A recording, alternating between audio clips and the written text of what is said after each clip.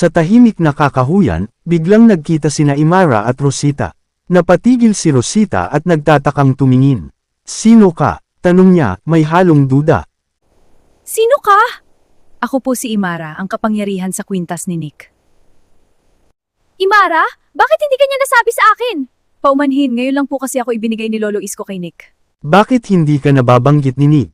Tahimik si Imara, kalmado ang mukha, ngunit may kakaibang presensya.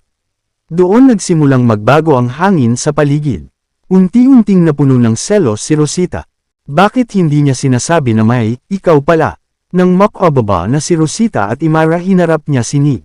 Bakit hindi mo agad sinabi sa akin yung tungkol kay Imara ha? Aba, malay ko ba na may ganun ng kwintas? Malay mo! Puros malay mo! Hindi ko nga alam, Rosita. Pasalamat ka nga natagpuan ka niya. Tumulim ang tingin niya, at hindi napigilan ang emosyon. Nagtalo ang dalawa, tumindi ang tensyon, hanggang sa biglang. Isang sampal ang kumawala. Dinuro niya si Nick at lumabas ang matalim at mahabang kuko. Natahimik ang paligid. Sa gitna ng katahimikan, lumapit siya kay Imara, may pag-aalala sa mukha. "Pasensya ka na," mahina niyang sabi. Pasensya ka na, Imara. Ayos lang, Lolo Isko, unawain na lang natin. Kaya ayoko ng kasintahan, selosa rin po kasi ako. Sayang ka, maganda ka. Hindi namin ginusto na mangyari to. Sandaling tumahimik si Imara, ngunit maya-maya, napatingin siya kay Nick. At may bahagyang ngiti ang sumilay sa kanyang labi. Parang may lihim na paghanga. Napansin yun ni Lolo Isko.